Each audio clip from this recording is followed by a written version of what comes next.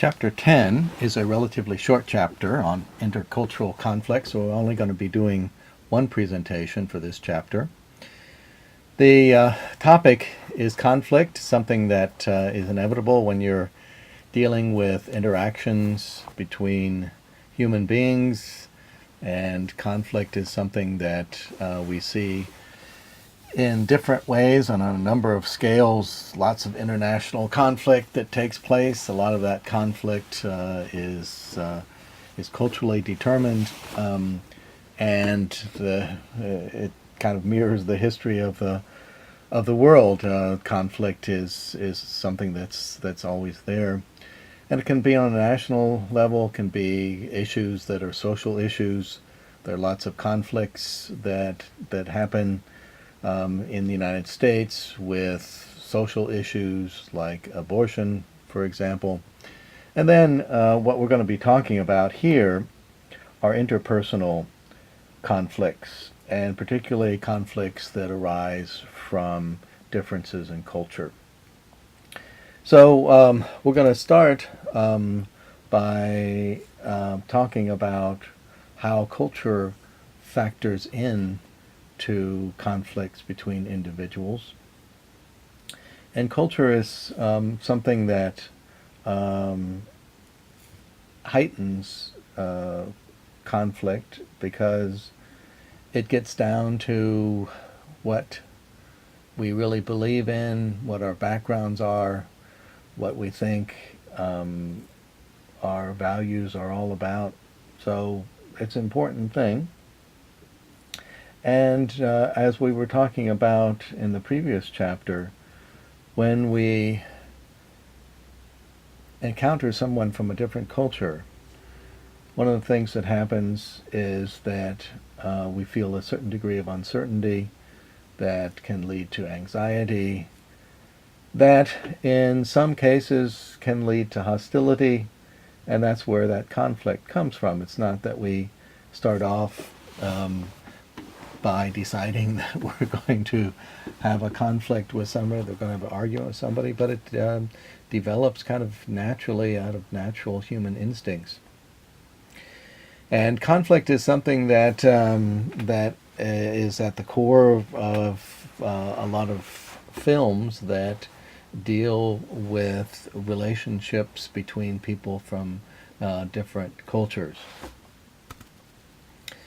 One of the models that's used to talk about interpersonal conflict is this model developed by researcher Young Kim. And she sees conflict between individuals arising from three different contexts, three different levels. At the lower level, the micro level, that's the individual level. That has to do with what we bring individually into a relationship or into a conversation. So the degree to which, for example, we're very rigid in our beliefs or ethnocentric in our orientation, the degree to which we have in-group bias, sort of things that vary with individuals. We have an intermediary level, which refers to the actual location, context of the encounter, conflict. Some environments are more likely than others to encourage conflict, to have conflict arise. And then we have the macro level, which is the level that's out of your control, basically, that has to do with the history of the relationship between the two cultures that are represented, but particularly if it's a representative from a dominant culture and a representative from a microculture. Just to give you an example of what can come into play in that kind of encounter, say that you meet up on the street with someone who's obviously a construction worker and looks like he's Hispanic, like, for example, he's speaking Spanish. Well, you bring with you into that encounter probably attitudes that come from the awareness of the fact that a lot of construction workers in the United States who come from Mexico and other Hispanic countries are not here legally, and that may play a role in determining how you interact with that person. One of the things that is often talked about in connection with interpersonal conflict is this concept of face. It's not something that's used as much in American culture as it is, for example, in Asian culture. There one talks about saving face, maintaining face, honoring face quite a bit. But it's one of the things that's often used in talking about and explaining intercultural conflict. And what we mean by face here is the social impression, the favorable social impression that a person wants to have, others have of him or her. Another way to think of this from an American context is that to cause someone to lose face is dissing that person, expressing disrespect. To maintain face, what you want is for others to act with respect, not disrespect towards you. And they may be thinking something different, but outwardly you want them to show that respect. That's what honors face. That's what saves face. So it involves a claim for respect and dignity from others that one encounters. And what that means is that face is social. It only occurs in the context of relationships or encounters with other people.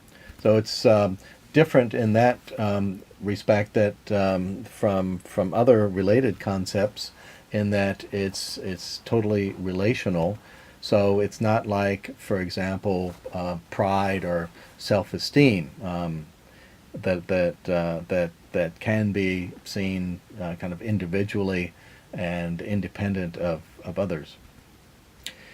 This term face work refers to behaviors that one engages in order to maintain one's own face and that of the other people involved in an encounter. And this is generally speaking what we want to do in an encounter is maintain what's called self-face, so your own dignity and self-respect, as well as other face, in other words, the dignity and respect of the other people involved in the encounter. However, in general, one can say that in individualistic cultures, people in general are more concerned with themselves. That's what individualistic cultures are all about, and so they're more concerned with saving face for themselves. Whereas in collectivistic cultures, it's more a concern with maintaining harmony through saving everybody's face, so not just your own, but that of the other person involved as well. How do we go about saving face, maintaining face, honoring face? Well, through particular behaviors that are culturally appropriate. So, for example, in Japan, you might be doing a lot of bowing. In other cultures, you might use other nonverbal displays, but it could be also verbal, expressed verbally in how you address a person, the tone of voice that you use in addressing somebody else, things like that. So the specific actions, behaviors are going to be different from culture to culture. Going to talk briefly about conflict communication style. Well, we talked about communication styles in terms of speech, and there's something similar in terms of conflict styles, and you may not be aware of that, but you probably have developed your own kind of conflict style. So how you deal how you deal with conflict, how you behave in terms of arguments, for example, within your family or with a circle of friends. So you might be somebody who tries to smooth things over, or you might be the one who's kind of creating the argument and being kind of overbearing. But this is related to both cultural values and to you as an individual. So these are the kind of different communication styles that that are discussed in the textbook. And instead of using this chart, I'm going to talk about these in relation to this graphic, which I think is kind of interesting and maybe an easier way to see the distinctions, because the animal symbols, I think, point to very different kinds of behavior. So the upper left, you have the shark with domineering and competing style, who's very aggressive, obviously, and is concerned with getting one's own way. And then on the opposite end of the spectrum, you have the teddy bear, which is the obliging or accommodating style, which obviously here we're talking about a person who is trying to smooth over the conflict in any way possible. Then also down below we have the turtle style, the avoiding style, so you're sticking your head back under your shell and just trying to avoid the conflict altogether. And then in the upper right you have the owl, symbolizing wisdom, I guess. So this is the style that kind of advocates collaboration and integration, and that's kind of a style that's similar in a way to the style in the middle, the compromising style. I'm not sure that the fox. I think that's the image of a fox. I don't know if that's the right. I don't know what animal would really be appropriate for a compromising style. Maybe a rabbit, maybe better than a fox. I'm not sure. But so that's one way to talk about communication styles. And what research has shown in terms of the use of these different communication styles is that in individualistic cultures, we tend to use those styles on the top. So the shark and the owl, sometimes maybe the fox, but we don't tend to use the ones at the bottom, the avoiding style, the turtle, and the obliging style. Those are not styles that are used frequently in the West. In fact, are not seen very positively. We're more concerned with winning an argument in general, more concerned with the outcome rather than obliging people or avoiding conflict. Whereas in collectivistic cultures, they tend to use those styles that are at the bottom because they want to preserve harmony. They want to preserve face for everybody involved in the encounter, and that's more important often than winning the argument or achieving a positive outcome.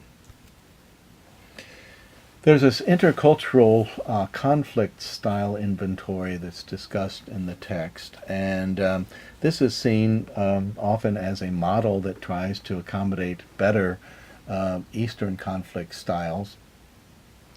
And according to the guy who created this, Mitchell Hammer, conflicts come from disagreement and emotional response. I don't think that's any surprise to anybody that that's where conflict comes from. And he's developed a model that's based on that belief. So on the one hand, you have the kind of the logical argument, where do we disagree and what points do we disagree? That's a cognitive side. And what's your response to that disagreement? And that's the affective side. And typically here, once again, no surprise, in individualistic cultures, low context cultures, one tends to use a fairly direct style of communication, and one tends to be emotionally expressive and not try to restrain one's emotions. And it's the opposite in a collectivistic culture, typically. And so in that graphic that you saw in the textbook that looks like this, you have the communication style in the vertical axis, the directness and indirectness, and then the horizontal axis is kind of the emotional involvement. And I'm not going to talk about that in any great length because there's a very nice video that I found on YouTube that I'm assigning for this chapter where this fellow talks about the the style of these different styles, and I think does a very nice job. So we're going to move on here and conclude with just kind of summarizing some of what we've been talking about in terms of different cultural taxonomies and how they're related to this idea, this concept of interpersonal, intercultural conflict.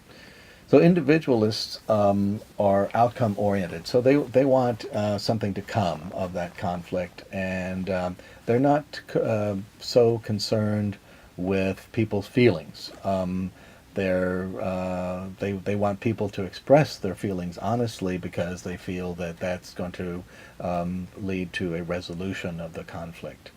So the conflict is perceived as productive when something tangible comes from it. So the collectivists have a different orientation, a different attitude.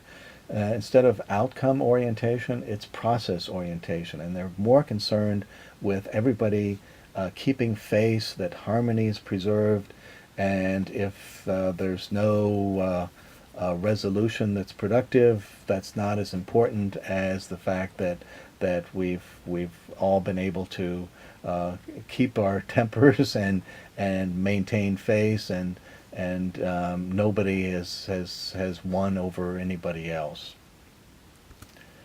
And we can also talk about conflict in terms of low context versus high context cultures, and of course this is very similar in the sense that individualistic cultures tend to be the ones that are low context. So here we tend to be in low context cultures more direct. That's because we use the language predominantly in a conflict rather than contextual meaning, so rather than nonverbal communication or the social status of the individuals involved. And we tend to, in low context cultures like the United States, we tend to separate conflict from the individual, so we can disagree very strongly with somebody, but that doesn't mean that we can't have a social relationship with that person. So a little different in high context cultures like Asian cultures, where it's more difficult, I think, for people in those cultures to separate conflicting values and ideas and beliefs from the individual who expresses those ideas. So they certainly prefer a non-confrontational style.